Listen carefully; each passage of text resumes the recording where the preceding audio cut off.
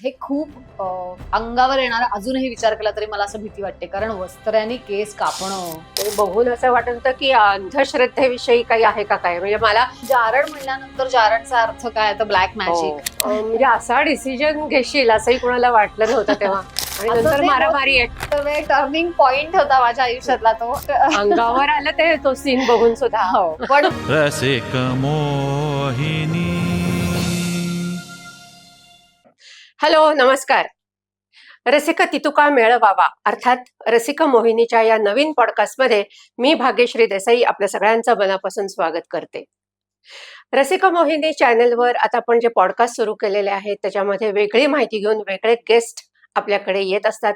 त्याला तुम्ही खूप छान प्रतिसादही देता, खूप तुमच्या कॉमेंट्सही आम्हाला उत्साहवर्धक असतात. एकच छोटीशी विनंती आहे, रसिका मोहिनी चॅनल हा नक्की सबस्क्राईब करा आणि बेल आयकन प्रेस करा, म्हणजे जे आपले नवीन व्हिडिओ त्याच्यावर अपलोड होतील त्याचं नोटिफिकेशन तुमच्यापर्यंत येईल आणि तुम्हाला ते व्हिडिओ लगेच बघता येतील. आणि आम्हाला सुद्धा नवीन सबस्क्रायबर तुमच्यासारखे मिळाले की खूप आनंद होईल. त्याचप्रमाणे आपलं फेसबुक आणि इन्स्टावर सुद्धा आम्हाला फॉलो करायला विसरू नका. चला तर मग आजच्या आपल्या नवीन पॉडकास्टकडे वळूया. आजची आपली जी पाहुणी आहे ती एक संवेदनाशील कलाकार तर आहेच, पण थोडीशी हटके आहे. म्हणजे कसं काय असतं ना, कलाकार म्हणलं की त्याला थोडंसं प्रोजेक्शन स्वतःचं द्यावं लागतं, लोकांना भेटावं लागतं, काम मिळवण्याकरता प्रयत्न करावे लागतात. पण ती तशी नाहीये. ती मस्त स्वतःच्या संसारात रमलेली आहे, मुलीकडे ती मस्त लक्ष देत असते, पण कामच तिच्याकडे धावत येत असतात. तिने आतापर्यंत भरपूर सिनेमांमध्ये कामं केलेली आहेत. देऊळ बंद पासून तिचा जो प्रवास सुरू झाला ते आताचं जारण हा जो लेटेस्ट सिनेमा येऊन गेला त्याच्यामध्ये तिने थेरपिस्टची भूमिका केलेली होती. आणि अतिशय वेगळ्या घाटणीचा एक काय म्हणू सायकोलॉजिकल थ्रिलर असा हा सिनेमा आहे. तर भेटूया आजच्या आपल्या गेस्टला, ज्योती मालशे. थँक्यू सो मच इतकी छान माझी ओळख करून दिल्याबद्दल. आणि खूप मनापासून धन्यवाद रसिक मोहिनीला, कारण तुम्ही मला इथे आजच्या तुमच्या पॉडकास्टसाठी गेस्ट म्हणून बोलवलं. Thank you so much. तर आता जारणचा विषय निघालेलाच आहे, आपण तिथपासूनच तो धागा पकडून पुढे जाऊया. मी बघितला जारण, अतिशय सुंदर छान सिनेमा आहे, सायकोलॉजिकल थ्रिलर आहे. भयपट नाही म्हणणार मी त्याला, सायकोलॉजिकल थ्रिलर आहे.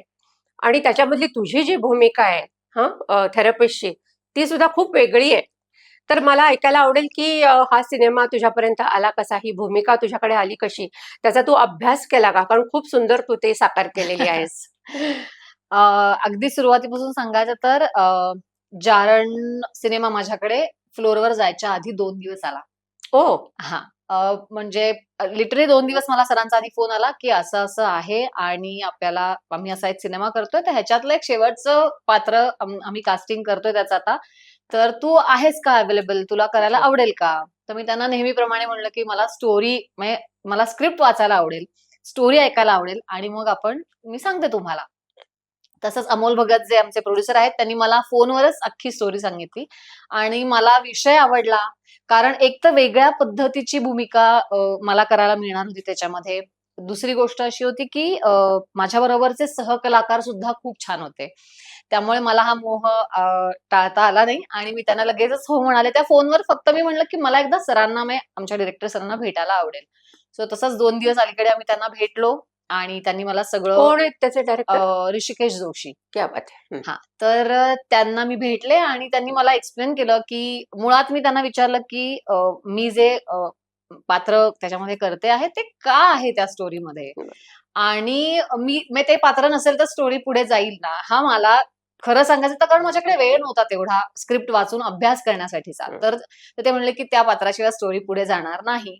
सो म्हणजे प्रॉमिनंट कॅरेक्टर आहे असं Yeah. कळल्यानंतर Yes. मी लगेच हो म्हणाले आणि परत तेच की त्याच्यामध्ये जे काही मी अभिनय जो करू शकलीये त्याचं सगळं श्रेय परत मी ऋषिकेश सरांना देईन, कारण त्यांनी माझ्याकडनं हे करवून घेतलं आणि माझे सहकलाकार ज्यांच्या बरोबर त्यांनी मला एवढा कम्फर्ट माझ्या आजूबाजूला तयार केला की मी खूप शांतपणे ते काम करू शकले आणि ती आहे अमृता सुभाष. Great great. नाही नाही, पण मग ह्या व्यक्तिरेखेचा तू वेगळा काही, कारण थेरपिस्ट म्हणल्यानंतर ते स्वतः सायकोलॉजिस्ट असतात, म्हणजे लोकांची काय म्हणतात मानसिकता लक्षात घेऊन त्यांना त्याच्याप्रमाणे त्यांना ऍडवाइस करणं किंवा सल्ला देणं गरजेचं असतं. तर तो अभ्यास तू त्या व्यक्तिरेखेचा केलास का? मी अगदी खरं सांगू का, मी कुठल्याही व्यक्तिरेखेचा ना खूप आपण अभ्यास करत बसत नाही. कारण ह्याचा परिणाम खूप असा होतो की मी त्यावेळी म्हणजे आतापर्यंत जे मी काम केलेलं आहे, हे मला असं ही फ्रेज वापरायला आवडेल की मी डिरेक्टर्स ऍक्टर आहे. जसं डिरेक्टर सांगेल तसं मी करायचा प्रयत्न करते. कारण आता ओघात येतीलच की मी असं खूप अभिनयाचं शिक्षण घेतलंय असं नाहीये. त्यामुळे मग उगाचच माझं फार डोकं वापरण्यापेक्षा साधारण ती व्यक्तिरेखा कशी असू शकते हे मी माझं एक काहीतरी चित्र तयार करते आणि ऑन द स्पॉट फ्लोअरवर मला जे त्या क्षणी येईल ते मी करत असते. तर तसंच हे झालं. फार अभ्यास करायला वेळ मिळाला नाही आणि ऋषिकेश सरांनी मला सांगितलं की ती अशी रिॲक्ट होईल, ती अशी होईल आणि फॉर्च्युनेटली त्यांनी जसे फिल्ममध्ये सीन आहेत आमचे तसे शेड्यूल पण लागलं होतं. त्याच्यामुळे मला तो ग्राफ पण पहिल्या सीन मध्ये आमचा दोघींचा एक आम्ही दोघी अनकम्फर्टेबल आहोत हे ऑटोमॅटिकली ते माझ्याही बॉडी लँग्वेज मधून आलं. त्याच्यानंतर आम्ही थोडे कम्फर्टेबल झालो. त्याच्यानंतर मग एकदमच आमच्यात थोडीशी मैत्री झाली आणि नंतर मारामारी आहे. तो बापरे, म्हणजे आम्हाला जास्त कम्फर्ट अंगावर आलं ते तो सीन बघून सुद्धा. हो, पण म्हणजे फॉर्च्युनेटली ते सीन पण तसे लागले आणि शेड्यूल मध्ये. त्याच्यामुळे तो ग्राफ खूप चांगला डेव्हलप होत गेला. आमचं बॉन्डिंगही चांगलं होत गेलं. मला सरांना माझ्याकडनं काय हवंय हेही मला कळत गेलं आणि मला तसं डिलिव्हर करता आलं. त्याच्यामुळे नक्कीच ह्याचं जे मला जारण बघून फोन करतायत तर त्याचं मी असं म्हणेन की माझ्याकडनं हे सरांनी करून घेतलं आणि माझ्या बरोबरचे जे किशोर कदम होते किंवा अमृता सुभाष यांच्या बरोबर माझे खूप महत्वाचे सीन आहेत, इव्हन विक्रम गायकवाड. तर ह्या लोकांनी मला कम्फर्टेबल केलं होतं, त्याच्यामुळे मी हे करू शकले. खूप छान, खूप छान. फारच सुंदर सिनेमा आहे. तुझा रोलही खूप अप्रिशिएट होतोय. हो, आणि खूप परत तेच की मला खूप वेगळ्या धाटणीचा सिनेमा करता आला आणि मराठीमध्ये असा सायकोलॉजिकल सस्पेन्स थ्रिलर झालेला नाही. मुळात सुरुवात अशी झाली की जारण म्हणल्यानंतर जारणचा अर्थ काय, तर ब्लॅक मॅजिक, आणि याचा परिणाम कसा होतो हा त्या सिनेमाचा गाभा आहे. पण सुरुवातच आम्ही थोडस जारण म्हणल्यावर लोकांचं भीतीदायक असेल का वगैरे अशाने सुरू झालं होतं. पण नंतर लोकांनी खूपच उचलून धरला आणि सर्व रसिक प्रेक्षकांचेही मी आभार मानेन आजच्या या पॉडकास्ट मधून की खूपच लोकांनी माउथ पब्लिसिटीमुळे हा सिनेमा खूप जास्त चालला आणि त्याच्यामुळेच आज 7 आठवडे मराठी सिनेमा थिएटरमध्ये चालणं मल्टिप्लेक्सला खूपच मोठी गोष्ट आहे. त्याच्यामुळे आय एम व्हेरी हॅपी की मी हा एक उत्तम सिनेमाचा भाग आहे. Very good, very good. नाही, आणि त्याच्यामध्ये म्हणजे जारण म्हणल्यानंतर आणि अनिता दातेंचा तो लुक जो आहे ना पहिला, ते बघून असं वाटत होतं की अंधश्रद्धेविषयी काही आहे का काय. म्हणजे मला पहिल्यांदा तेच वाटलं की अंधश्रद्धेला खतपाणी घालणारा सिनेमा आहे म्हणून मी बघायला गेले ऍक्च्युअली तेवढ्या करता, की मला अदरवाईज ते आवडलं नसतं. पण नंतर जसं जसं ती गोष्ट पुढे जाते ना तसं आपल्या लक्षात येतं की ते सायकोलॉजिकल सगळं तो तिचा जो काही प्रॉब्लेम आहे त्याच्यातनं तो तयार होणारा इश्यू आहे. ऋषिकेश गुप्तेंचं लिखाणच मला इतकं खूप छान वाटलं, आवडलं ह्यामध्ये की त्यांनी हे तुमच्यावर सोडलंय, प्रेक्षकांवर सोडलंय की अंधश्रद्धा आहे का, तर ते तुम्ही ठरवा आहे का नाही. आणि परत श्रद्धा अंधश्रद्धा ह्याचे प्रत्येकाचं प्रमाण वेगवेगळं आहे. मला वाटलेली श्रद्धा तुम्हाला अंधश्रद्धा वाटू शकते, तुम्हाला अंधश्रद्धा वाटते ती मला रिलेटिव्ह टर्म. हा, सो त्याच्यामुळे हा तुमचा तुम्ही विचार करा आणि तुमचं तुम्ही ठरवा अशा नोटवर आम्ही ते सोडलंय. कारण ह्याला कुठेही खतपाणी घालायचा मुद्दाच येत नाही ह्याच्यामध्ये. आणि परत त्याचे की मला दरवेळी असं वाटतं की कुठलाही सिनेमा बघत असताना एक एंटरटेनमेंट, काहीतरी एक वेगळा विषय अशा दृष्टीने सुद्धा आपण जर का त्याच्याकडे बघितलं तर हा सिनेमा नक्कीच त्याला 100 पैकी 100 आहेत. खूप छान, खूप छान. येस. पण तुझा म्हणजे आता हे जारण हे लेटेस्ट तुझं आताच हे झालं, पण त्याच्या अगोदर म्हणजे तू खूप पूर्वीपासून काम करत आलीस आणि जास्त करून अशी सिनेमाच केले. सिरियल मला वाटतं एखाद दुसरी केली असेल. नाही, सिरियल पण खूप केल्या मी. हो का? हो, टेलिव्हिजनने बरंच केलं. पण परत तेच झालं की मी 2000 आता मी या इंडस्ट्रीमध्ये कसं आले सांगते, कारण म्हणजे माझा प्रवास सगळा उलगडेल. महाराष्ट्राचा सुपरस्टार नावाचा एक रियालिटी शो होता आणि यामध्ये मी अचानक परत तेच होतं की नेहमी ना मला असं खूप वाटतं की तुम्ही योग्य ठिकाणी योग्य वेळी आणि माहित नाही मला मी का ती वेळ तिथे यावी गेले लागते. होते. मला खरंच माहित नाही. मला आजही प्रश्न पडतो की मी का गेले होते तिथे. हम्म. कारण तोपर्यंत अभिनय आणि मी आमचा काडीचाही हो संबंध का? नव्हता. बरं. काहीही संबंध नव्हता. तोपर्यंत मी गाणं करण्यासाठी पुण्यात आले होते. अरे वा. माझं ग्रॅज्युएशन मी व्होकल क्लासिकल म्युझिकमध्ये केलंय. बर बर. मग तुझं मी तर पुण्यातली नाहीस का तू? नाही, मी चिपळूणची आहे. बरं. म्हणजे ओके. चिपळूण जवळ एक रामपूर नावाचं गाव आहे. तर अच्छा. माझं 10वी पर्यंतचं शिक्षण तिकडे झालं. 11वी-12वी मी चिपळूणला केलं आणि बरं. मग त्याच्यानंतर मी पुण्यात आले. मग बरं. आता पुण्यातच आहे. ओके. हो, ते आता पण माहिती आहे. पण त्याच्यामुळे गाणं करण्यासाठी म्हणून मी काही लोकांना म्हणजे थोडंसं बॅकग्राऊंड म्युझिक आणि या संदर्भात मी थोडं भेटत होते लोकांना. यामध्ये मी भेटले शुभांगी दामलेंना बरं. आणि शुभांगी मावशीकडनं मी या फील्डमध्ये आले. खरं बरं. सांगायचं तर कारण ती "अगं तू दिसतेस चांगलं, तू गातेस चांगलं, तुझं गाणं खूप म्हणजे हं. एक्सप्रेसिव्ह आहे. तर तू आपण संगीत नाटक करूया." बरं. या संदर्भातनं हे सुरू झालं अच्छा. आणि मग मी का ऑडिशनला गेले होते मला आजही उत्तर मिळेल. टर्निंग पॉइंट होता माझ्या आयुष्यातला तो आणि मी पुण्यातनं सिलेक्ट झाले. मी त्या 5 शहरांमधनं 72 मुलं निवडली होती. त्याच्यामध्ये मी सिलेक्ट झाले होते. त्यातनं 12 मुलं, 12 मुली असे 24 जण त्यांनी ऑन एअर शोसाठी निवडले. बरं. याच्यामध्ये मी सिलेक्ट झाले. आणि मग पहिल्या 2 राउंड नंतर मी आउट झाले. त्यात असं झालं, की तुम्ही टीव्हीवर दिसायला लागलात, की तुम्हाला लगेचच मला सीरियलसाठी आणि ह्याच्यासाठी ऑफर कॉल आहे. यायला लागले, हं. ऑफर्स यायला लागल्या. आणि मी आउट झाल्यानंतर अगदी खरं सांगायचं तर 15व्या दिवशी मी एक फिल्म केली होती. हं. हां. तर तू आणि मी एक ऋणानुबंध नावाची फिल्म होती. म्हणजे मला म्हणजे परत तेच आहे, की मला कधी-कधी असं होतं, की का बरं मला यांनी घेतलं असेल? असं होतं पण मला अनेकदा. मला अगदी मनापासून आणि खूप प्रांजळ मत आहे माझं आहे, की एक बरा दिसणारा चेहरा जो स्क्रीनवर बरा दिसेल हे हे एवढंच तेव्हाचं कारण असणार आहे. अगदी मी हे मान्य करते कारण कारण हे होतं. कारण मला खरंच माहीत नव्हतं. हं. अभिनय म्हणजे काय करायचं अच्छा. असतं. मग मग त्याचं प्रॉपर तू शिक्षण कधीच घेतलं नव्हतंस. कधीच नाही. म्हणजे माझ्या आई-बाबांना आता झाले तर 10-12 वर्ष मी जास्तच आता त्याच्यामुळे हं. त्यांनाही युज्ड टू झाले. पण जेव्हा मी त्यांना सांगितलं होतं त्यांना पण शॉक बसलं होतं, की "हे काय नवीनच? हे गाणं म्हणणार आहेस का तिथे जाऊन तू?" असं बाबांनी मला विचारलं ओके. होतं माझ्या. म्हटलं, "नाही, मी ॲक्टिंग करणार आहे." तर ते असे एक पिन ड्रॉप सायलेन्स होता तिकडे.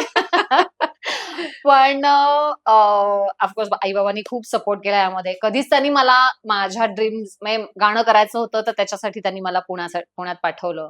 अ, पुढे मी माझं फील्ड चेंज केलं. त्यात सुद्धा त्यांचं असं होतं, की तुला जे करायचं आहे याच्यामध्ये तू 100% करावंस. बाकी आमचा काही फोर्स नाही. कारण इंडिपेंडंट होणं गरजेचं आहे गरजेचं. तू. बरोबर. तर तुला जे हवं ते तू करू शकतोस. तू हेच कर, तेच कर असं त्यांनी मला कधीही फोर्स नाही केला. त्यामुळे मी आज इथपर्यंत पोहोचू शकले. आणि तो शो केल्यानंतर मी हे सुरू झालं. मग त्यानंतर मला पहिली त्या ह्याच्यामध्ये मी या लोकांना बघत होते. कारण त्या सिनेमामध्ये सुबोध भावे, प्रसाद ओक, श्वेता शिंदे असे सगळे लोकं होते आणि या लोकांना मी जवळून बघत होते. मग ते झाल्यावर मला बाजीराव मस्तानीच्या ऑडिशनसाठी कॉल आला. मग प्रवीण तरडेंनी माझं पहिलं टेलिव्हिजनसाठीचं कास्टिंग केलेलं आहे. अरे वाह! ते बाजीराव मस्तानीमध्ये बाजीरावांची लहान बहीण अनुबाई घोरपडे हां. हे बरं. ओके. हे पात्र मी त्याच्यामध्ये केलं होतं. आणि ते खूप छान चाललं. त्याच्याच बरोबर इंडियन मॅजिक मला कॉल आला. त्यांची एक अमर प्रेम नावाची परत डेली सोप टेलिव्हिजनवर लव्ह ट्रायंगल होता. अच्छा. त्याच्यामध्ये मी, वैभव तत्वादी आणि अच्छा. भक्ती देसाई असा आमचा तो लव्ह ट्रायंगल होता.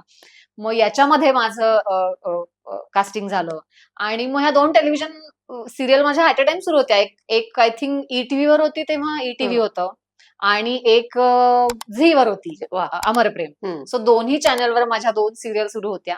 हे सुरू असताना अमरप्रेम काही कारणांनी बंद करावी लागली लवकर आम्हाला. आणि ते चालू असताना म्हणजे आता बंद किती 100 एपिसोड नंतर करायची का 120 का 150 म्हणजे त्यांचं सगळं सुरू असताना उमेश कुलकर्णीच्या ऑफिसमधनं मला फोन आला, की देऊळ नावाचा एक सिनेमा करतात आणि त्याच्या ऑडिशनला तुला बोलवलंय. तर मी पुण्यात ऑफिस होतं त्यांचं, मी तिथे गेले. मग पहिली ऑडिशन दिली, दुसरी ऑडिशन दिली, तिसरी ऑडिशन दिली. मी जवळ-जवळ 1.5 महिना ऑडिशन देत अरे होते. बापरे! पण खरं सांगू का मला ही एक प्रोसेस अशी इतकी महत्वाची वाटली हं. त्या टप्प्यावर, की माझ्यासारख्या एकदम रॉ मुलीला उमेश गिरीश या लोकांबरोबर काम करायला मिळालं हे माझ्यासाठी खूप महत्वाचं झालं. मला काय करायचं आहे, काय करायचं नाही हे खूप सुरुवातीला मला कळल्यामुळे ना मला पुढचे माझ्या आयुष्यातले या आपल्या फील्ड मधले निर्णय घेताना खूप सोपं गेलं. बरं. कारण जवळजवळ 1.5 महिना मी जात होते. आम्ही दोघी तिघी मुली होतो की फर्स्ट हाफ मध्ये मी जायचे, मग तो एखादा सीन इम्प्रोव्हाइज करायला द्यायचा, मग अच्छा. सेकंड हाफ मध्ये ती मुलगी यायची. तर एक नाटकही सुरू होतं माझं त्यावेळी आणि बाजीराव मस्तानी सिरियल सुरू होती माझी. हं. आणि 1.5 महिना मी सिरियल आणि नाटक हे सांभाळून मला त्यांच्याकडनं कॉल आला की मी ऑडिशन म्हणजे ते इम्प्रोव्हाइज करून घेत होते समोर. हा. ते जे काही सीन मी त्याच्यामध्ये केलेले आहेत ह्याच्या मागे खूप लोकांना पिंकी लक्षात राहिली आहे, पण ह्याच्या मागे त्यांनी घेतलेले कष्ट आहेत माझ्यावरती. आणि खूप मला म्हणजे असं नाही, मग ती असं करेल, मग ती असं करेल, मग कॅरेक्टरचा अभ्यास कसा करायचा असतो, की तिचं लहानपण कसं असेल, अच्छा. इथपासून ती आतापर्यंतचा प्रवास, मग आई वडील काय कसे असतील, त्याचं शिक्षण कसं असेल, तिचं आजूबाजूचं वातावरण काय आहे म्हणून ती अशी आहे, किंवा तिला एखादी स्पेसिफिक काहीतरी एखादी तिची सवय आहे का, बोलताना असं एखादं काहीतरी करायची, अशा इतक्या छोट्या छोट्या छोट्या गोष्टी तुम्ही एखादं कॅरेक्टरवर अभ्यास करायला लागतो हे मला देऊळच्या अख्ख्या प्रोसेसमध्ये कळलं. वा. त्याच्यानंतर असं झालं की मी नंतर माझं हे झाल्यानंतर मी ऑलमोस्ट दिवसभर तिथे थांबायला लागले. कारण इतकी मोठी मोठी लोक त्या फिल्म मध्ये होती की विभावरी देशपांडे आलात की मी बघायचे की कसे त्यांच्याही ऑडिशन म्हणण्यापेक्षा त्यांच्या लुक टेस्ट होत्या त्या, पण तरी सुद्धा त्यांच्याकडनं हे सीन करून घेतले जात होते. सो मी विभाताईला जवळनं बघितलं, मी शर्वाणी पिल्लेला जवळनं बघितलं, शशांक शेंडे, किशोर कदम आणि ऑफकोर्स नाना सर आणि दिलीप काका नव्हते तेव्हा तिथे, पण ह्या इव्हन सोनाली कुलकर्णी, म्हणजे त्यांचं बोलणं व्हायचं की अरे मग ती असं करेल का, की तसं करेल का. मला इतक्या गोष्टी ह्या जवळून बघता आल्या आणि माझ्यासाठी खरंच हे इतकी मोठी ट्रीट होती की किती लोक ह्या मागे अभ्यास करतात एखाद्या रोलसाठी. आणि परत तेच की मला देऊळ मिळाला आणि पुढे जे काही देऊळचं आजपर्यंत म्हणजे मला असं वाटतं की अशी ही बनवाबनवी नंतर जर का कुठला सिनेमा लोकांना आवडला असेल किंवा पाठ आहेत लोकांना डायलॉग, जसे मला अशी बनवाबनवीचे डायलॉग्स माहिती आहेत, पाठ आहेत, तसे देऊळचे डायलॉग्स अख्खा सिनेमा अनेक लोकांना पाठ आहे. इतका गाजला देऊळ आणि खूपच मजा आली मला त्या अख्ख्या प्रोसेसमध्ये आणि देऊळ मिळाला. वा, मस्त. आणि त्याच्यानंतर मग नारबाची वाडी तू केलास, कारण त्याच्यामध्ये तू हिरोईन होतीस. हा, मग नारबाची वाडी देऊळमध्ये मी लीडच केलं, कारण गिरीश हा जो केशा जो होता त्याच्यामधला त्याच्या ऑपोजिटच माझं कास्टिंग होतं. पण इतके लोक आजूबाजूला होते आणि तगडे, त्याच्यामध्ये पिंकी लक्षात राहिले लोकांना हेच माझ्यासाठी खूप महत्वाचं वाटतं देऊळच्या बाबतीत बोलायला गेलं तर. बरोबर. तर मग त्याच्यानंतर मी टेलिव्हिजन सुरूच होतं. देऊळ झाल्यानंतर मी एक स्वप्नांच्या पलीकडले नावाची एक सिरियल केली, ज्याच्यामध्ये कॅमिओ केला. मग 2 किनारे दोघी आपण नावाची एक सिरियल केली, ज्याच्यामध्ये जवळजवळ वर्ष 1.25 वर्ष मी ती सिरियल करत होते. त्यामध्ये सेकंड लीड केलं आणि ती सिरियल चालू असताना माझं लग्न ठरलं. मी आदित्यला भेटले. तर त्या ह्याच्यामध्ये मग नाही, खरं देऊळ नंतरच वाटतं, आय थिंक देऊळ त्या पिरियडमध्ये माझी आदित्यची भेट झाली. पण मग मला हे सगळं करायचं होतं, माझ्या समोर हे सगळं, ही आपली सगळी रंगीबेरंगी दुनिया दिसत होती मला समोर, माझं पुढे काय काय करायचंय. आणि सायमल्टेनियसली हेही होतं की मला लग्न करायचं होतं, सेटलमेंट हवी होती मला. परत तेच आहे की फॉर्च्युनेटली मला परत तेच आहे की मला देवाचे उपकार आहेत माझ्यावर खूपच, की मला चांगल्या वाईट गोष्टी काय आहेत हे खूप पटकन कळत गेलं या फील्डमध्ये येत असताना. सो हे सगळं मृगजळ आहे हेही माहिती होतं. दुसरी गोष्ट की आपल्याला एक सेटलमेंट आयुष्यात हवी आहे हेही माहिती होतं. परत मला कोकणात जायचं नाहीये, मला शहरात राहायचंय, त्याच्याशिवाय मला काहीच ना गाणं करता येणार आहे, ना मला माझं ह्या फील्डमध्ये काही काम करता येणार आहे. म्हणजे लग्न करून असं नाही, स्वतः एकटं राहिलं तरी सुद्धा मला शहर सोडता येणार नाहीये. ह्या सगळ्या गोष्टी खूप विचार करायला लागत होत्या मला, की मग काय करायचं आहे. मग सेटलमेंट हवी आहे म्हणल्यावर लग्न तर करायचंय मला फॅमिली हवी होती, कारण ह्या सगळ्या गोंधळातनं मला परत एक सेफ प्लेस हवी होती माझी. आणि हे फील्ड म्हणजे मृगजळासारखं असतं, आहेच, अळवावरचं पाणी कधी काय होईल. करेक्ट. त्याच्यामुळे मला आदित्य भेटला आणि आम्ही ठरवलं लग्न करायचं. मग मी घरी सांगितलं, मग घरच्यांनी आदित्य जोशी ऍडव्होकेट आदित्य जोशी तर तर मग ते सगळी प्रोसेस खूप स्मूथ झाली आणि लग्नानंतर काम त्यांचं नक्कीच असं काही नव्हतं की तू काम थांबव, पण हम्म. चॉईस माझा होता की लगेच बरोबर. करायचंय का नाही. पण परत फॉर्च्युनेटली कामातनं काम मिळत गेलं, ह्याच्यामध्ये मला नारबाची वाडी मिळाला वा.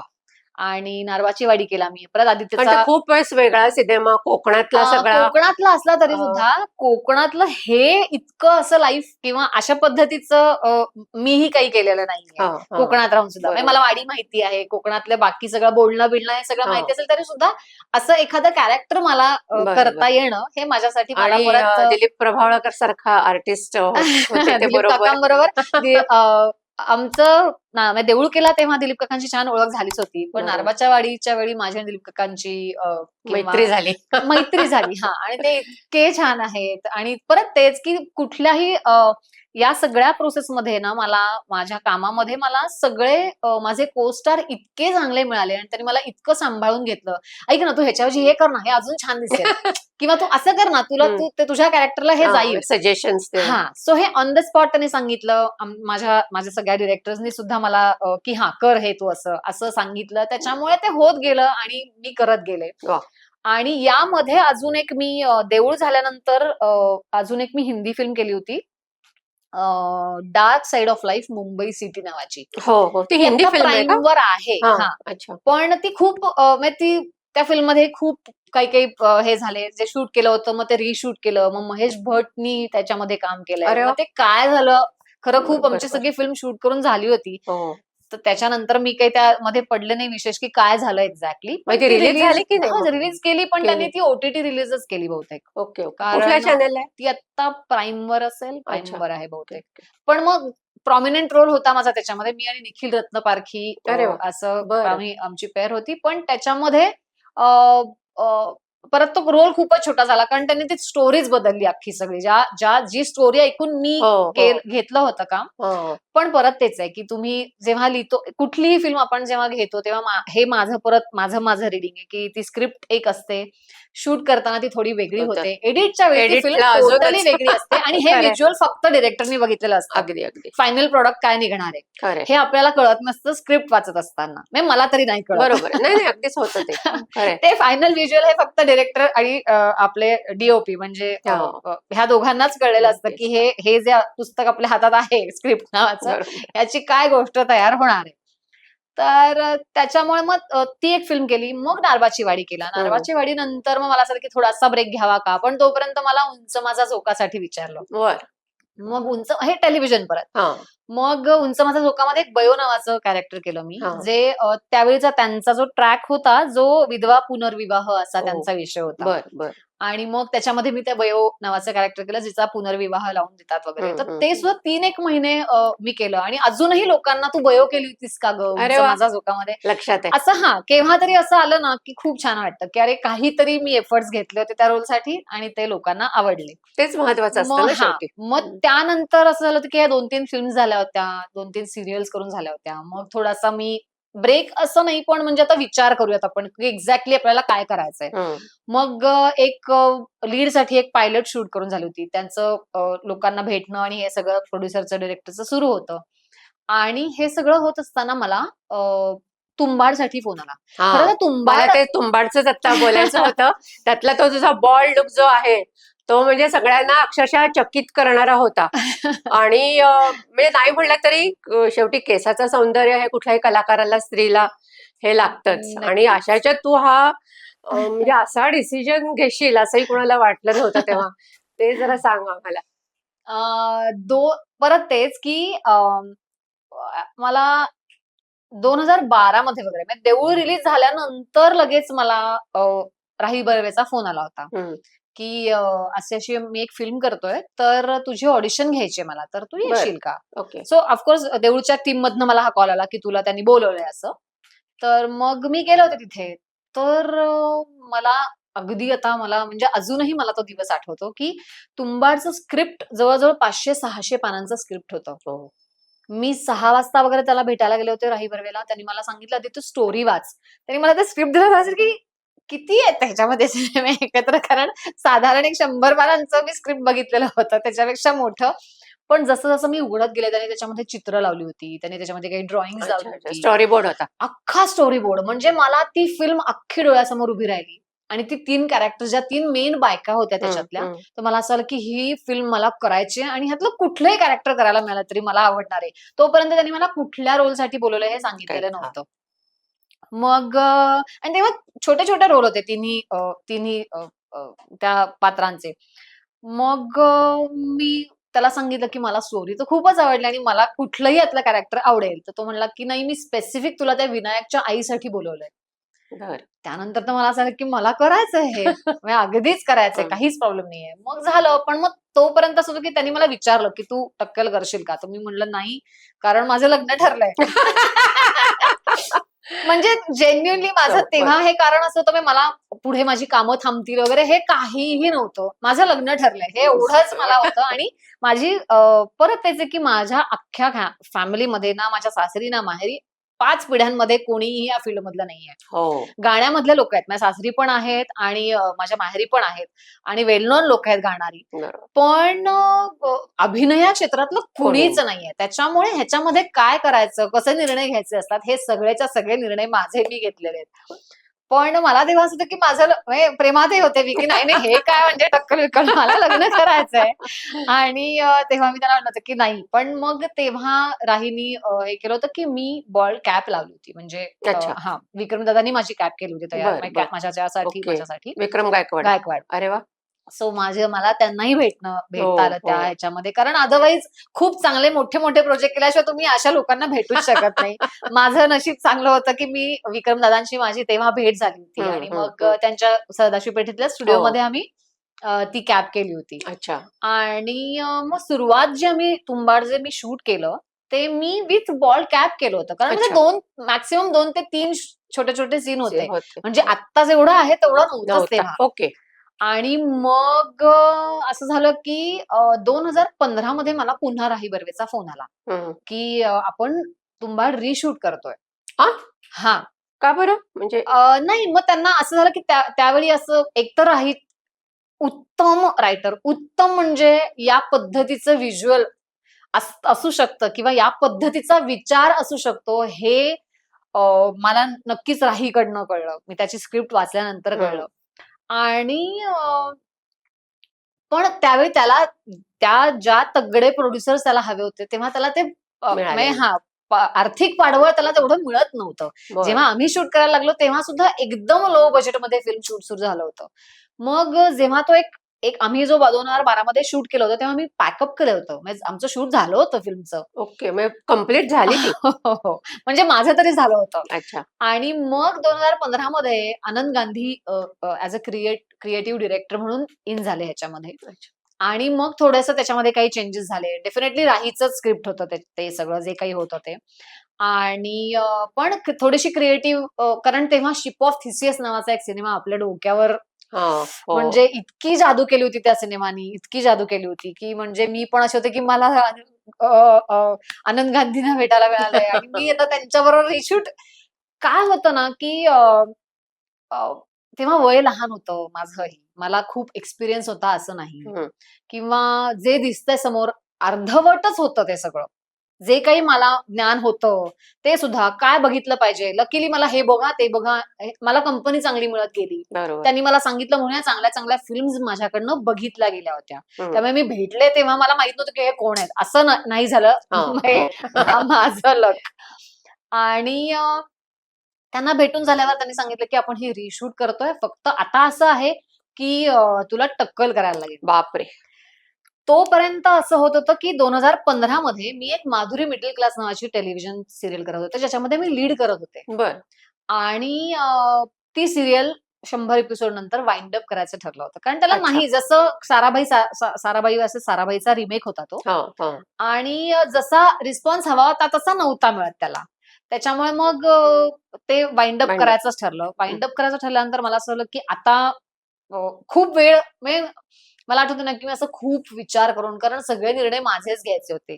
चुकले असते तरी ते ब्लेम माझ्यावरच तुझंच होतं, स्वतः. आणि चांगलं झालं असतं तरी सुद्धा म्हणजे परत तेच आहे की चांगलं झालं की सगळेजण असतात बरोबर. बरोबर. तसे डेफिनेटली माझ्या सगळ्या काळामध्ये माझी माणसं माझ्याबरोबर कायम होती. ते महत्वाचं आहे. हा, हम्म. त्याच्यामुळे पण ही भीती वाटतच राहते ना तुम्हाला, की चुकलं तर हो मला ना. काही खरं नाही माझं. बरोबर आलं तर खरंय. सगळे असणारच आहेत बरोबर. बरोबर. पण मग माधुरी मिडल क्लास बंद व्हायचं ठरलं, आणि ह्यांनी मला असा प्रस्ताव दिल्यावर मी 2 दिवस अशी फुल हँग होते, की आता काय करायचं? कारण तेव्हा खूप काम होतं का हातात? कारण टेलिव्हिजन करायला लागलात, की तुमच्याकडे थोडंसं दुर्लक्ष होतं हो. फिल्मसाठी. कारण लोकांना वाटतं बिझी तुम्ही आहे खूप आता. अडकूनच जाता हा. त्याच्यामध्ये. म्हणजे त्यांचा बरोबर. काही कुणाचाही दोष नाही त्याच्यामध्ये. खरंय. त्याच्यामुळे फिल्म्स होत्या समोर माझ्या, असंही नव्हतं. मग वय वाढत होतं. फॅमिली हवी होती आम्हाला. मग असं खूप 2 दिवस मी अशी झोपू शकले नव्हते. इतका विचार झाला माझा, की आता मी काय करायचंय, की हीच ती करेक्ट वेळ आहे. हम्म. माझे काही एकदम असे क्लोज फ्रेंड्स आहेत. त्यांना घेऊन मी त्यांचंही डोकं खाल्लं होतं, की मला असं करायचंय, तर मी काय करू? मला असा-असा निर्णय घ्यायला लागणार आहे. तेही शॉक होते, की काही काय वगैरे म्हटलं, पण मला असं करावंसं वाटतंय. आणि फॉर्च्युनेटली माझा नवरा एका मिनिटात तसं, की "तू ठरव, तुझं फील्ड आहे." क्या बात आहे. हां, म्हणजे ह्याच्यामध्ये आम्हाला हा. काहीच कळत नाही. हम्म. तुला असं वाटतंय का, की हे सगळं झाल्यानंतर तुला खूप चांगलं नाव होईल किंवा चांगली कामं ऑफर होतील. तर हे नक्की दिसत होतं, की वर्ष 2 वर्षाचा माझा गॅप होणार आहे. कारण हो. परत डोक्यावर केस येऊन हो. सगळं हो. होईपर्यंत. सो मग आम्ही दोघांनी ठरवलं, की आपण फॅमिलीकडे बघू आपल्या, आणि मी हा निर्णय घेते. अच्छा. आणि परत मी बाकी कोणालाही विचारत बसते नाही त्याच्यानंतर. ज्या क्षणी माझा नवरा मला म्हटला, की "तू हे कर." त्या क्षणी एवढा मोठा माझ्यासाठी, सपोर्ट आहे म्हणल्यावर त्याच्यानंतर काय. मी जेन्युइनली माझ्या आई-बाबांनाही आता मी आज चालले आणि मी असं करते असा फोन केला होता. कारण परत तेच आहे, की जेवढं तुम्ही लोकांना इन्व्हॉल्व कराल, प्रत्येकाला माझ्याबद्दल काळजी आणि एक्झॅक्टली. प्रेम आणि सगळंच प्रेमापायी त्यामुळेच सांगणार होत ते. होतं. पण हम्म. परत या सगळ्यामध्ये अडकून मी जर का परत यार नाही करत आहे, तर मला ही अपॉर्च्युनिटी परत मिळणार नव्हती. हम्म. ते करून झाल्यानंतर कोणी काही करू शकत नाही. असंही झालं होतं, आणि आदित्य बरोबर असल्यामुळे मी हा बिनधास्त निर्णय घ्यायचा वा. ठरवला होता. हम्म. आणि एकटीच म्हटलं कुणी नकोय मला बरं. मी एकटी गेले होते, आणि माझे ते मेकअप आर्टिस्ट आणि माझी हेअर जी करत होती तेव्हा तिथे, तर ती ताई माझ्याबरोबर मोठे होती. केस होते तुझे? व्यवस्थित कमरेएवढे. आयुष्यात. आणि केलं मी हे, आणि तेव्हा असं झालं पण, की आज बघत असताना मला तुंबाडमुळे माझी स्ट्रेंथ मला कळली, बरोबर. की मी काय लेव्हलचं काम करू शकते. हे माझं मला रिअलाईज झालं. हो. लोकांना कळलं, की मी काय पद्धतीचं काम करू शकते. कारण देऊळ, नारबाची वाडी किंवा मी टेलिव्हिजनवर जे करत होते, मला खूप कष्ट घ्यायला लागले. हम्म. ह्या सगळ्यांमध्ये म्हणजे माझ्याबरोबर जे 24 जण आम्ही सिलेक्ट झालो होतो, पुढे येत होतो, हे लोकं तर होतेच माझ्या कॉम्पिटिशनला. हम्म. पण बाकी हे सगळं, आपली इंडस्ट्री केवढी आणि हो. किती उत्तम कलाकार आहेत. या खरंय. सगळ्यांमध्ये तुम्ही तग धरून राहणं, हे खरंच ते म्हणजे कठीणच आहे. खरंच हो. खूप डिफिकल्ट होतं. अगदी. आणि यात मला असं झालं, की नाही, मला करायचंच आहे. आता ह्याच्यामध्ये एक तसं झालं, की तुम्ही लोकांना हटके दिसताय. हटके. हां, म्हणजे गाणं करत असताना, गाणं ही माझी खूप हळवी बाजू आहे. हम्म. गाणं करत असताना तुम्हाला एवढी पब्लिसिटी, एवढे पैसे, एवढं नाव, हे तुमचं हे नसतं झालं एवढ्या लगेच. बरोबर. हे मला दिसत होतं, आणि यातनं परत तेच आहे, की मी माझ्या टर्म्सवर काम करत होते. असं कुठेही नव्हतं, की मला काहीतरी आउट ऑफ द वे. करावं लागतंय हां, असं नव्हतं. हां. एका पॉइंटला मी हाही विचार केला, की काय होईल उद्यापासून मला काम नाही मिळालं. म्हणजे सिरियसली आम्ही या लेव्हलचा विचार केला होता. तर मला असं झालं, की असं नाही ना, की मी बालनाट्य करत आलीये, की हम्म. मला हेच करायचं ठरलं होतं, आणि मग आता काय नाही, आता मी काय करू? तर माझ्याकडे बॅकअप प्लॅन, माझं गाणं हे आहेच आहे. आहेच. हं. सो मी ही रिस्क घ्यायची ठरवली होती. अगदी मनापासून सांगायचं तर. पण तेव्हाही असं झालं, की ह्याच्यानंतर एक हिंदीसाठीचा तुमचा दरवाजा उघडतो हम्म. तुमच्यासाठी. हम्म.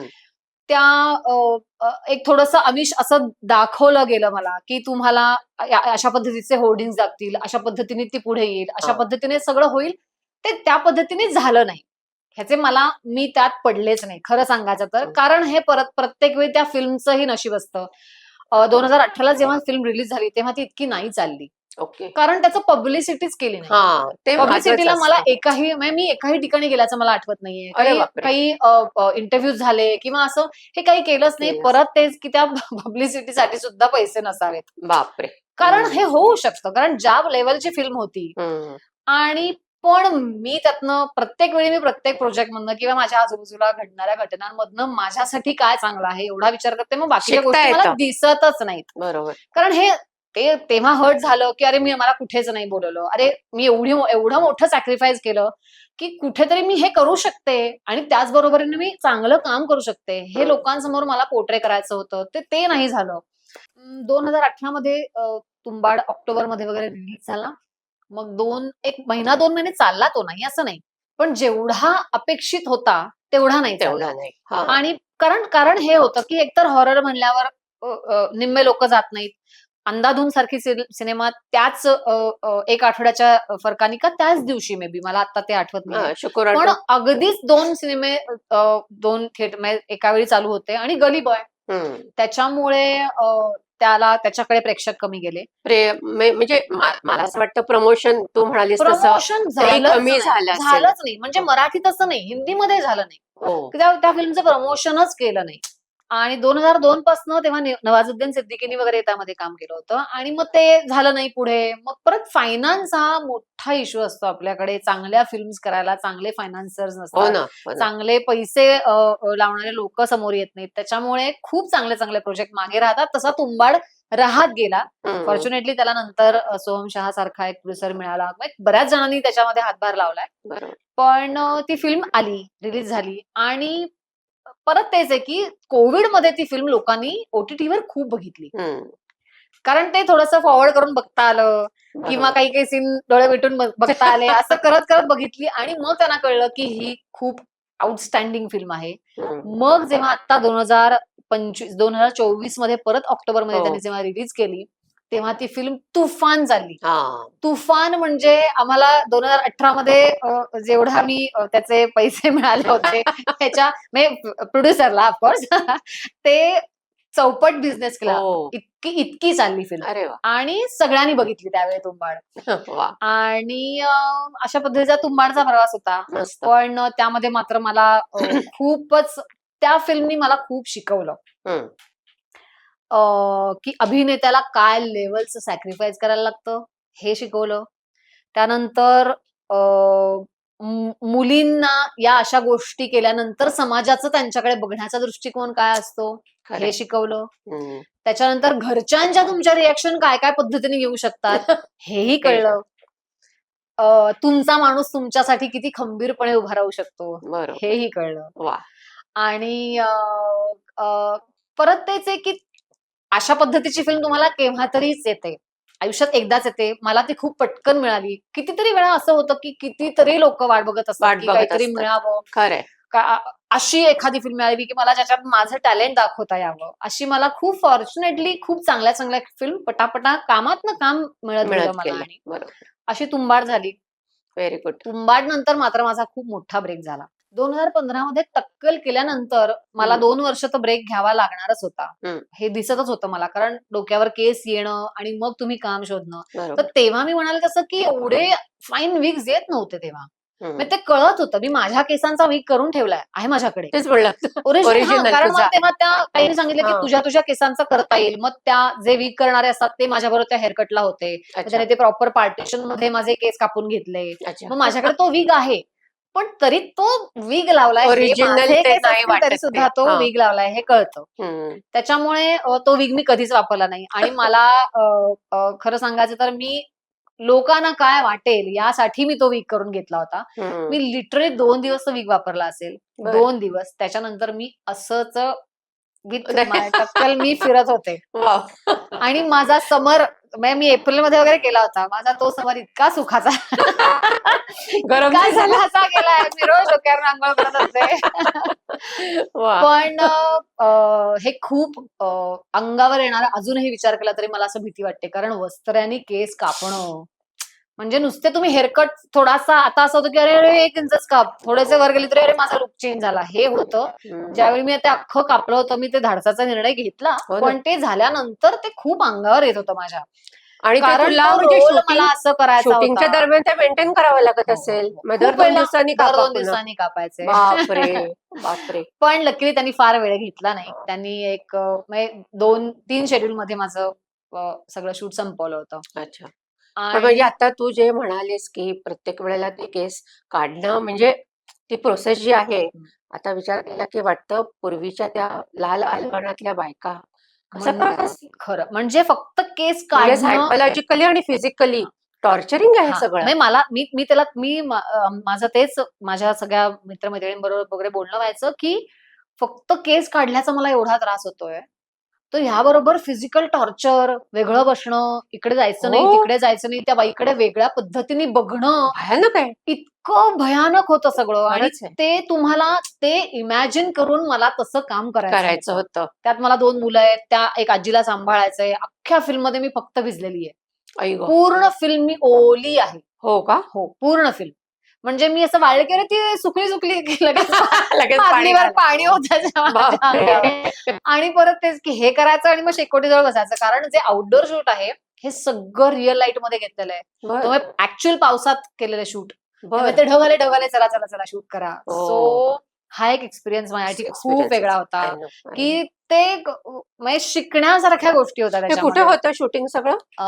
आम्ही खूप ठिकाणी शूट केलं. अच्छा. माझं एक तर इनडोअर जे झालंय ते आपण सगळा सेट उभा करून हो. वसईमध्ये झालं. पण बरं. आउटडोअर जे आहे हे साताऱ्याजवळ आतमध्ये एक गाव आहे. अच्छा. म्हणजे आय थिंक कुठली तरी नदीचा घाट आणि असं सगळं आतमध्ये आहे. मला हं, आता हं, आठवत नाहीये. हं. पण साताऱ्याजवळ कुठेतरी आम्ही आता शूट केलं. बरं.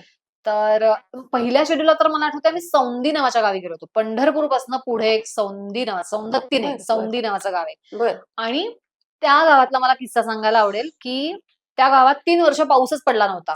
बापरे! आणि माझे भिजण्याचे सीन होते.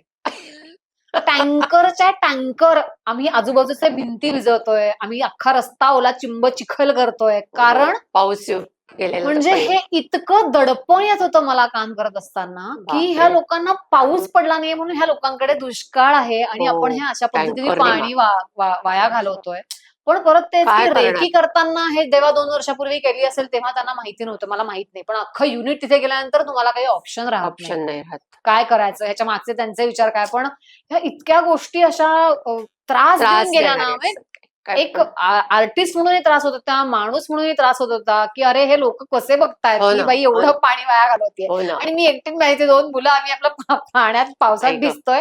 बाकी सगळीकडे रखरखाट. रखरखाट. आई गं! खरंच आहे. सो असे काही सीन करताना असे काही अनुभव आले ना, की तुम्हाला खूप गोष्टी शिकवून जातात ते. तुम्हाला समाजात वावरताना तुम्ही किती संवेदनशील असायला पाहिजे, किती हं. म्हणजे काय पद्धतीने तुम्ही बघितलं पाहिजे. ह्या गोष्टी आपण नाही अदरवाईज नाही. विचार करत. अगदी म्हणजे 2 बरोबर. दिवस आपल्याकडे 1 दिवस पाणी नाही आलं, बापरे! हो. खरं काही कारण नसतं. पण पेपरमध्ये न्यूज सवय वाचली, झालेली असते आणि पेपरमध्ये न्यूज वाचली, की गुरुवारी पाणी येणार नाही, की उगाच आपलं पाणी नको, हंडे नको. भरून ठेवायचे. आपल्याकडे पाणी येणार नाहीये. हे एका दिवसाने होतं. ज्यांच्याकडे 3-3 महिने पाणी आलेलं नाहीये. त्या आई ठिकाणी गं! त्या लोकांना काय वाटत असेल? आणि ते असे टँकर बघून काय त्यांनी अवस्था झाली असेल.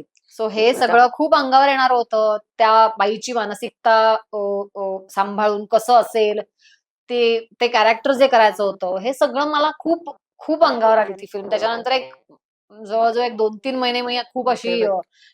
म्हणजे विचित्र ह्याच्यामध्ये काय म्हणायचं? डिप्रेशन वगैरे असं डिप्रेशन. नाही हां. नाही, नाही. डिप्रेशन वगैरे हे शब्द पण नाही ते म्हणणार. कारण मला कळत होतं मला काय होतंय. त्याच्यामध्ये हो, डिप्रेशन होतं, पण त्याचा त्रास होत होता. त्रास होतो. ह्यातनं कसं बाहेर यायचं हे कळत नव्हतं. हं. कुणाची मदत घ्यायची. कारण हे हे जे होतंय हे मला आत होतंय. आतून. हे आता मला डोक्यावर केस येतील का? कधी हं, येतील? मग हं. ही फिल्म नक्की होईल ना पुढे? हे सुद्धा ते सगळं टेन्शन कारण येतच. 12 नंतर ही परत रिशूट केल्यानंतर 12ला जशी अडकली तशी अडकेल का? बापरे! मग ती परत येईल का? मग ह्याच्यानंतर मला लोकं कामं देतील का? माझा हा ह्यातले सीन बघून, यातलं हे बघून, की अरे काही करते, असं नाही ना होणार. हे इतकं तुम्हाला ह्या सगळ्या गोष्टींचा त्रास होत होता. मग आता मी बरोबर. थांबावंच लागलं तर? मग फॅमिलीमध्ये मी आता म्हणजे तेव्हा खरा माझा संसार सुरू होणार होता. कारण कारण लग्नानंतर सुद्धा 15व्या दिवशी मी नारबाच्या वाडीच्या शूटला गेले होते. हो, बरं. त्याच्यामुळे आता संसार सुरू आता होणार हां. होता माझा. सो ते एक दडपण होतं मला, की हं, कसं मला जमेल ना सगळं. कारण सगळीकडे 100% माझे प्रयत्न होते, की मी 100% उतरेन. पण ते जमेल ना. हं. कारण माझी फॅमिली जॉइंट फॅमिलीमध्ये राहत होते मी. बरोबर. तर त्यामुळे माझे जाऊ, माझे सासू-सासरे, आज्जे-सासूबाई होत्या मला. मी बरं. जेव्हा माझं लग्न झालं, हां. कोव्हिडच्या आधी 1 वर्ष गेल्या. त्या 93 वर्षाच्या होत्या जेव्हा आई त्या गं! गेल्या. बरं. त्यामुळे आजी घरात असायची. सो ह्या सगळ्यांबरोबर कसं काय जुळेल हे पण एक होतं. कारण त्याच्या आधी जवळ-जवळ 10-12 वर्ष मी एकटीच राहत होते पुण्यात. हॉस्टेलला राहिले, पेइंग हा. गेस्ट राहिले, बरं. घर घेऊन राहिले. पण तुम्ही एकटं राहण्याचा एक तुमचा वेगळा अनुभव अनुभव. आणि एकदम 8 माणसांमध्ये राहण्याचा अनुभव हा एक वेगळा होता. ही एक एन्झायटी होती. पण हम्म. परत तेच होतं, की हे माझं मलाच डील करायचं होतं. ह्यात मला कोण काय मदत करणार होतं. खरंय. सो ह्या सगळी ते 4-5 महिने खूप म्हणजे अख्ख्या माझ्या आत्तापर्यंतच्या प्रवासातले खूप हॉरिबल होते माझे, की अगं पण सगळंच त्यांनी एकदम सपोर्ट केला ना तुला, हे तेवढंच नाही, महत्वाचं नाही. आहे. म्हणजे आदित्यने सपोर्ट केला हा. मला. आदित्य होता बरोबर. पण हा. आदित्य होता म्हणजे आदित्य 24 तास माझ्याबरोबर घरात थांबणार नाहीये. ते आहेच. किंवा आदित्य उद्या काम मिळालं नाही तर तो मला काम मिळवून देऊ शकणार नाहीये. बरोबर. उद्या फॅमिलीचा विचार केल्यानंतर सुद्धा मी घरी थांबणार आहे पूर्ण. मी त्याच्यावर डिपेंडंट असणार आहे आणि तो काम करायला बाहेर पडणार आहे. मग त्या मुलाला मी वाढवू शकेन का नाही? हा सगळाच विचार होता. फॅमिली म्हणजे मला मुलाचा विचार करत होतो आम्ही. सो हे सगळे विचार आणि मग मी परत काम कधी सुरू करेन आणि मग मला करता येईल ना. म्हणजे आता हे शूरपणे जाऊन मी टक्कल तर करून बसली आहे. पण परत तेच आहे की स्वामींची खूप कृपा आहे माझ्यावर, की त्यांनी मला योग्य वेळी योग्य व्यक्ती माझ्या आयुष्यात येत गेल्या, योग्य वेळी योग्य कामं माझ्याकडे येत गेली. आणि परत तेच की असं खूप वेळा मला वाटलं, की अरे यार हे काम माझ्याकडे का नाही आलं? अरे यार ह्यांच्याबरोबर मला काम कधी करायला मिळणार? पण परत तेच आहे की जिथनं मला जे माझ्यासाठी आहे, तेच मला मिळणार आहे. एक्झॅक्टली. हे मला ते लिहिलेलं असतं. हां, त्याच्यासाठी तुम्ही कितीही म्हणून मगाशी तुम्ही जेव्हा सांगितलं, की ती जात नाही, भेटत नाही. ह्याच्याने काम मिळतं ह्याच्यावर माझा विश्वासच नाहीये. हम्म. आपल्या इंडस्ट्रीमध्ये तुम्हाला मेहनत आणि तुम्हाला टॅलेंट असणं जेवढं असतं. गरजेचं आहे, तेवढंच तुम्हाला लक असणं हा. हेही हे गरजेचं तर आहे. फार महत्वाचं आहे. म्हणजे बाकीच्यामध्ये मी इंजिनियर झाले, मी पीएचडी केली, मी कुठेतरी नक्की मला नोकरी मिळेल. हम्म. पण आज मी उत्तम अभिनय करते म्हणून मला 4 फिल्म मिळतील ह्याची गॅरंटी नाही. हे खरंच आहे आणि हे. सो हे जेवढं लवकर सगळेजण ऍक्सेप्ट करतील ना, तेवढं आयुष्य सुधी होईल असं असं मला खूप प्रामाणिकपणे वाटतं. कारण वाटत राहतं, मलाही वाटतं, की मी 4 अजून फिल्म कराव्यात, अजून 4 ठिकाणी मला लोकांनी बोलवावं किंवा मी नाटक करावं, सीरियल करावी. पण तेवढा वेळ आहे का? आणि हम्म. परत ते करायचंय का? बरोबर. हे खूप महत्वाच्या गोष्टी होतात त्याच्यामध्ये हम्म. आणि मग त्यामुळे मला जे येतं हे माझ्यासाठी आहे असं म्हणून मी त्याच्याकडे बघते आणि मी त्याच्यामध्ये जेवढं मला येतंय तेवढं वा. 100% देण्याचा प्रयत्न करते. क्या बात आहे. मस्त मस्त. पण मग आता तू एवढं सगळं काम केलेलं आहेस, फिल्म्स केलेस, सिरियल्स केलेस, नाटक केलंस. मग तुला स्वतःला सगळ्यात आवडलेला आणि तुझ्या जवळचा प्रोजेक्ट कुठला अगदी? खरं सांगू का माझे सगळे प्रोजेक्ट माझ्या जवळचे आहेत. कारण मी खूप सिलेक्टिव्ह काम केलंय. हा. प्रत्येक कामासाठी प्रत्येक रोलसाठी मी काहीतरी वेगळा अभ्यास केलाय. हम्म. देऊळसाठी मला एक वेगळा अभ्यास करायला लागला. मला आठवते की देऊळमध्ये मला उमेश गिरी म्हणले होते, की "तू खूपच गोरी दिसतेस. ती गावातली मुलगी वाटत नाहीयेस." तर मला म्हणलं, "जा तू ना 2-3 दिवस आमच्यावर आम्ही ट्रेकिंगला चाललोय, तर तू त्या गावात येऊन भटक." मी टॅनिंग टॅन झाले होते मी. हो का? ऍक्च्युअली मी टॅन झाले होते आणि ओके. म्हणून मी तशी दिसते. विदाऊट माझ्या सगळ्या आतापर्यंतच्या ज्या फिल्म्स आहेत, कुठलीही फिल्म काढा त्याच्यामध्ये मी मेकअपच केलेला नाहीये. बरं. अरे वा. सगळ्या फिल्म विदाऊट मेकअप आहेत. नारबाची वाडी असेल, देऊळ असेल, तुंबाड असेल, आता जारणमध्ये सुद्धा मेकअप करू दिला हो. नाही. धर्मवीरमध्ये सुद्धा मेकअप करू दिला नाही. No makeup. बरं. सगळं natural. ओरिजिनली छान नाही, दिसतेस. पण म्हणजे असं वाटतं ना, की अजून छान दिसावं. म्हणजे ओरिजिनली छान असेल तर सुद्धा मेकअप मला असं होतं, की तेवढाच एक अदरवाईज मी कधीच मेकअप अभिनेत्री करत नाही. म्हणल्यावर मेकअप आलाच हां. असं असतं ते. म्हणजे अदरवाईज मी कधीच मेकअप करत नाही. हम्म. पण निदान स्क्रीनवर दिसताना तरी मेकअप करावा. त्यामुळे मी बरोबर. आज छान आवरून आली आहे. नाही दिसतेस पण छान. थँक्यू. पण सो मला जेव्हा चान्स मिळतो मेकअप करायचा मी लगेच करून घेते. पण मग आता तू एवढे सगळे प्रोजेक्ट केलेत, हिंदी असतील, मराठी असेल, अं, दोन्ही याच्यामध्ये तुला असा फरक काय जाणवतो इंडस्ट्रीजमध्ये?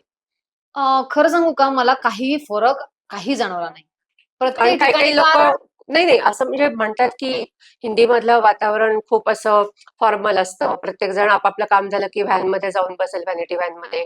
मराठीमध्ये त्या मानाने बरं हा असतं. एवढा एकच चेंज जर का बघितला तर कारण प्रत्येक जण मी ज्या लोकांबरोबर काम केलेत हे प्रचंड पॅशनेट लोक आहेत हम्म. त्यांच्या कामाबद्दल. हा. ओके मी फिल्म करायची म्हणून केली वगैरे अशा फिल्म मी नाही केलेल्या. हा. त्याच्यामुळे सेटवर माझ्या प्रत्येक फिल्मवर एक वेगळं वातावरण असतं की अरे नाही आजचं हे शेड्यूल आहे असं आहे प्रत्येक वेळी डिरेक्टरनी हे सीन आहेत पाठ झालेत अशाच पद्धतीने पाहिजे हे असंच झालं पाहिजे तुझे वाक्य वापरायचे नाहीत. मी म्हणलं तेवढंच म्हणायचं. हा.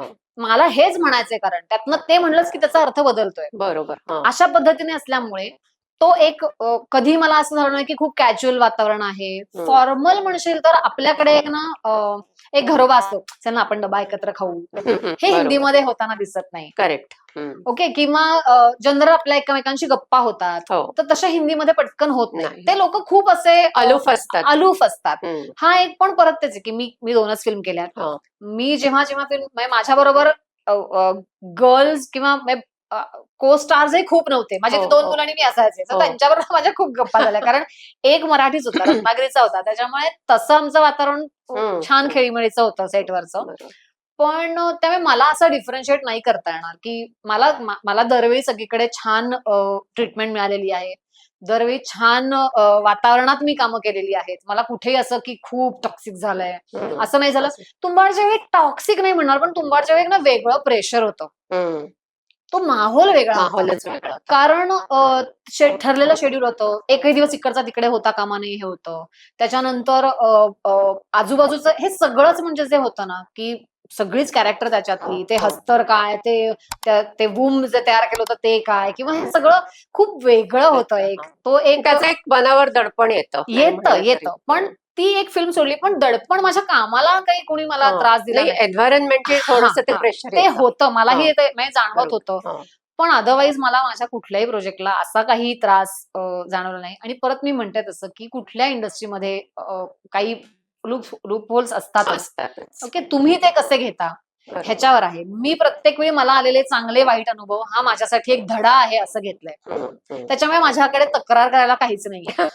अगदी खरं मुळात सांगायचं तर. चांगलं काम मिळणं हेही महत्वाचं असतं. नाही, मग तक्रार त्याच्यामध्ये कशाकरता करायची शेवटी? नाही, पण काय होतं ह्या सगळ्या गोष्टी करत असताना त्या फेजमध्ये काही गोष्टी असतात, की अरे बापरे, ह्याच्यासाठी तर मी प्रिपेअर नव्हतेच. हां. हे तर Surprises नवीनच येतात. आहे. हे तर नवीनच आहे. किंवा अरे बापरे, हे असंच ओ बापरे, हे वेगळंच वागलं काहीतरी एखादी व्यक्ती, किंवा काहीतरी वेगळंच घटना घडल्या सेटवर किंवा असं. तर यासाठी मला असं होतं, की मी प्रत्येक वेळी ज्या काही घटना म्हणजे मला असं आपण म्हणू शकतो, की हे वातावरण असं होतं किंवा ह्या गोष्टी मला निगेटिव्ह म्हणायला गेलं तर मला त्या निगेटिव्ह कधी वाटत नाहीत. कारण मला त्यातनं खूप गोष्टी शिकायला मिळाल्या. माझ्यासाठी हे धडे होते असं वाटलं. कोण अदरवाईज मला हे शिकवणार होतं? अगदी बरोबर आहे. कोणी शिकवणार नव्हतं. कारण ह्या अशा घटना होऊ शकतात. असे अनुभव येऊ शकतात. लोकं तुझ्याशी असं वागू शकतात किंवा असा गैरफायदा घेऊ शकतात. हे तुम्हाला अनुभवातनच येतं. आणि प्रत्येक प्रोजेक्ट हा वेगळा अनुभव असतो. करेक्ट. मागचा अनुभव पुढे उपयोगी पडेल असं अजिबात नाही. कधीच येत नाही. पण काही वेळेला मला असं होतं, की दरवेळी मी असं कुणाकडनं काही ऐकलं, की मला ना असा अनुभव आला, तर मी जरा सतर्क असते. मला असं होतं, की एखादा अनुभव लोकांच्या अनुभवात तुम्ही शहाणपण घेतलं तरी चालेल. तो अनुभव मी स्वतःही घेतलाच पाहिजे. असं काही गरजेचं नाहीये. त्याच्यामुळे पण मला प्रत्येक वेळी मला ह्या गोष्टीतनं शिकता आलं. माणूस म्हणून कसं वागणं अपेक्षित आहे. सेटवर तुम्ही कसं असायला पाहिजे. तुम्ही प्रोफेशनल असाल ना, तुम्ही तुमचं काम आणि तुमची व्हॅनिटी आणि तुम्ही पॅकअप झाल्यावर निघून आलात, तुम्हाला कधीच कुणी त्रास देत नाही. कधीही मला कुठलाही अशा पद्धतीचा की मला खूप हॅरॅसमेंट झाली, मला त्रासच दिला लोकांनी, कधीही झालेलं नाही. टचवूड. Really touch wood. पण मला सगळे लोक चांगले मिळाले आतापर्यंत तरी. नक्कीच मला कुठल्याही इंडस्ट्रीबद्दल तक्रार असंच काही नाहीये. आणि प्रत्येक ठिकाणी काही ना काहीतरी अप्स अँड डाऊन्स असतातच. आपली इंडस्ट्रीमध्ये ते लोकांसमोर येतात, म्हणून हे लोकांना कळतात. एक्झॅक्टली. शो बिझनेस आहे, ह्याच्यामध्ये सगळं शो होतं. जसं आपण ते हाईप होतं, नुसतं नाही तर हाईप होतं सगळं. ट्रेंडिंग आजकाल किंवा ट्रोल होणं. पण ठीक आहे. म्हणजे या फील्डचा तो भाग आहे. या फील्डमध्ये ऍक्सेप्ट एकदा केलं मनाने की काही प्रॉब्लेमच नाही. Close actually. पण मला सांग, या क्षेत्रामध्ये म्हणजे आता हिंदी सिनेमा असेल, मराठी सिनेमा असेल किंवा सिरियल वगैरे जे आपण करतो, तर त्याच्यामध्ये टिकून राहण्याकरता कलाकार मंडळी बरंच काय काय काय काय करत असतात आणि ते करावं लागतं अदरवाईज सुद्धा. पण तुझ्या मते त्याच्यामध्ये फेस व्हॅल्यू महत्वाची आहे टिकून राहण्याकरता? गॉडफादर महत्वाचा आहे का तुमचं टॅलेंट महत्वाचं आहे? आत्ताचा मी जो अभ्यास करतेय ह्याच्यामध्ये एक पॉइंट राहतो, तुमचं लक. तो चौथा पॉइंट. कारण तुम्हाला गॉडफादर असेल तरी सुद्धा आपल्या समोर अनेक उदाहरणं आहेत, की हिंदीमध्ये तर आपल्याकडे की आई वडिलांनी उत्तम काम करून ठेवलंय, ती मुलं तेच डिलिव्हर करू शकतात असं नाहीये, किंवा आई वडिलांना नाही जमलेलं पण मुलं आउटस्टँडिंग काहीतरी करतात. हो. सो हा मुद्दा वेगळा येतो. सध्या काहीही करणं हा एक ट्रेंड खूप झालाय. आपण काय करतो, मला खरं सांगायचं तर out of site out of mind हम्म, होऊ नये यासाठी मी फक्त सोशल मीडियावर आहे. हम्म, हम्म. अगदी प्रामाणिकपणे सांगायचं तर. कारण अरे कोण ज्योती मालशी असं व्हायला नको का? हो. ह्याचं आणि होऊ शकतं असं. बरोबर. याचं कारण रोज 100 नवीन चेहरे इंडस्ट्रीमध्ये येत येत आहेत. आहेत खरे. तर तुम्ही जर का दिसला नाही तर लोक हम्म. विसरून जाणार आहेत तुम्हाला.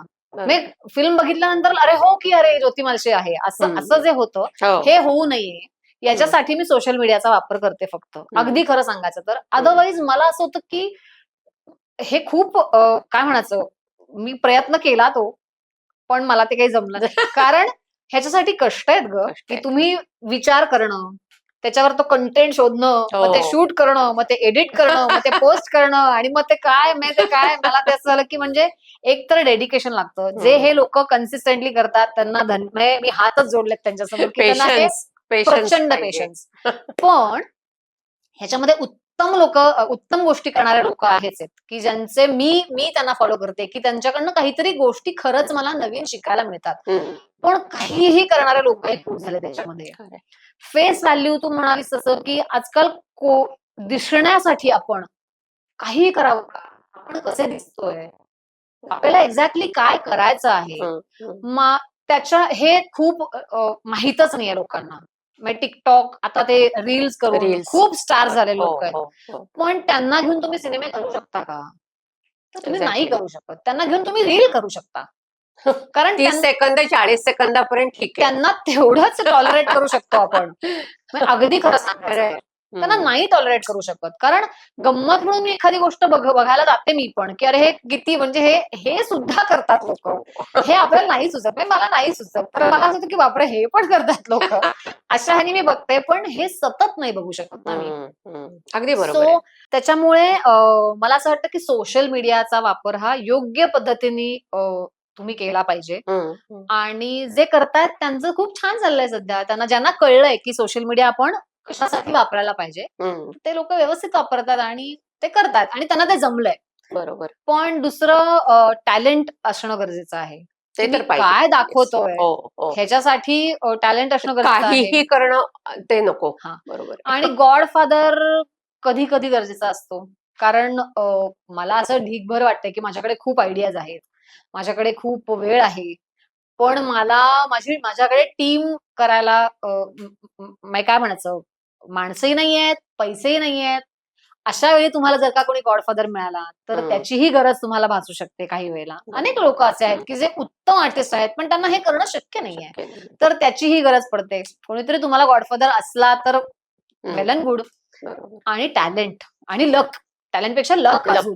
कारण मी भरपूर टॅलेंट भरलेलं आहे माझ्यामध्ये, पण मला जर का नशिबाची साथ नसेल तर तुम्ही कसं लोकांसमोर काही येणार? करू शकत नाही. तुम्हाला चांगले चांगले प्रोजेक्ट कसे मिळणार, किंवा तुम्ही कसं स्वतःला प्रेझेंट करू शकणार? त्यामुळे ह्या चारही गोष्टी हव्यात.